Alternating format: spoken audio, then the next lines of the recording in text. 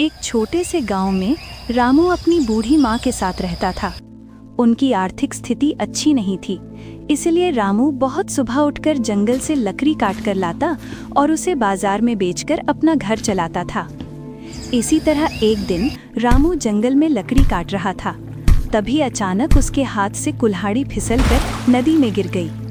हाय ईश्वर, अब मेरा क्या होगा? इसी एक कुल्हाड़ी से मैं लकड़ी काटता था, वो पानी में डूब गई। हे भगवान, अब मैं क्या करूं?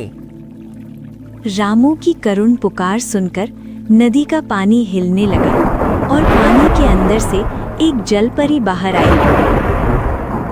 क्यों रो रहे हो वत्स? क्या हुआ तुम्हें? प्रभु, मेरी एकमात्र कुल्हाड़ी नदी में गिर गई। अब मेरा क्या होगा? मैं तो पूरी तरह निर्धन हो गया।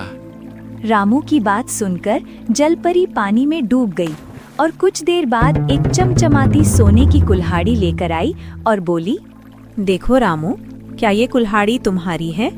नहीं प्रभु, ये तो सोने की कुल्हाड़ी है और बहुत कीमती है, लेकिन ये मेरी नहीं है। फिर जलपरी दोबारा पानी में डूबी और इस बार एक चांदी की कुल्हाड़ी लेकर आई। रामू, क्या ये तुम्हारी कुल्हाड़ी है? नहीं प्रभु, मैं बहुत गरीब लकड़हारा हूँ, ये मेरी नहीं है। इसके बाद जलपरी फिर से पानी में डूबी और रामू की पुरानी लोहे की कुल्हाड़ी लेकर आई।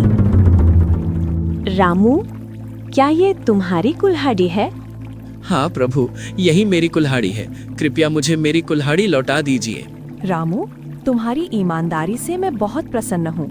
ये लो तुम्हारी लोहे की कुल्हाड़ी, और ईमानदारी के पुरस्कार के रूप में मैं तुम्हें सोने और चांदी की कुल्हाड़ी भी देती हूँ। अब अपने घर जाओ, तुम्हारी माँ तुम्हारा इंतजार कर रही है। रामू जलपरी की बात मानकर तीनों कुल्हाड़ियां लेकर अपने घर लौट गया।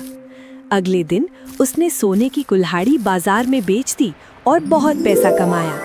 उसने एक सुंदर घर बनवाया। ये देखकर उसका पड़ोसी हिम्मू जलन से भर गया और मन ही मन सोचने लगा, मैंने इतनी आसान चाल पहले क्यों नहीं सोची? कल मैं भी नदी में जाकर अपनी कुल्हाड़ी गिरा दूंगा और जलपरी से सोने की कुल्हाड़ी ले लूंगा। जैसा सोचा वैसा किया। अगले दिन हिमू एक कुंद कुल्हाड़ी लेकर उसी नदी के किनारे गया और जानबूझकर अपनी कुल्हाड़ी नदी में फेंक दी। फिर जोर जोर से रोने लगा। अरे बाप रे, अब मेरा क्या होगा? मैं तो सब कुछ खो बैठा, कोई मुझे बचाओ। हिमू की रोने की आवाज सुनकर जलपरी उसकी चालाकी समझ गई और उसकी परीक्षा लेने का निश्चय किया। जलपरी पानी से बाहर आई और उससे पूछा, क्या हुआ वत्स? तुम इतना क्यों रो रहे हो? क्या खो दिया है, मुझे बताओ। प्रभु, मेरी बहुत पसंदीदा कुल्हाड़ी खो गई है, अब मेरा क्या होगा? वत्स, थोड़ा इंतजार करो, मैं तुम्हारी कुल्हाड़ी लेकर आती हूँ। ये कहकर जलपरी गहरे पानी में डूबी और एक चमचमाती सोने की कुल्हाड़ी लेकर आई। वत्स, क्या ये सोने की कुल्हाड़ी तुम्हारी है? सोने की कुल्हाड़ी देखकर हिमू का मन लालच से भर गया और वो बोला, हाँ हाँ, यही मेरी कुल्हाड़ी है, इसे मुझे लौटा दीजिए।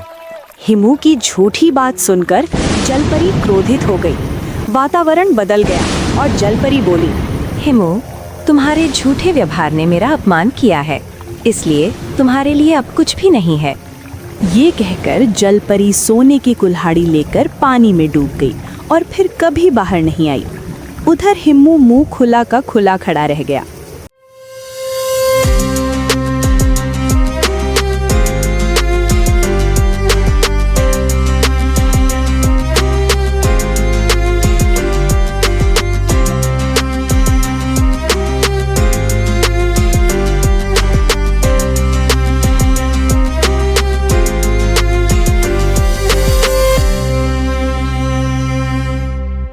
अगर आपको वीडियो अच्छा लगे तो एक लाइक ज़रूर करें और ऐसी और कहानियाँ देखने के लिए हमारे चैनल को सब्सक्राइब करें।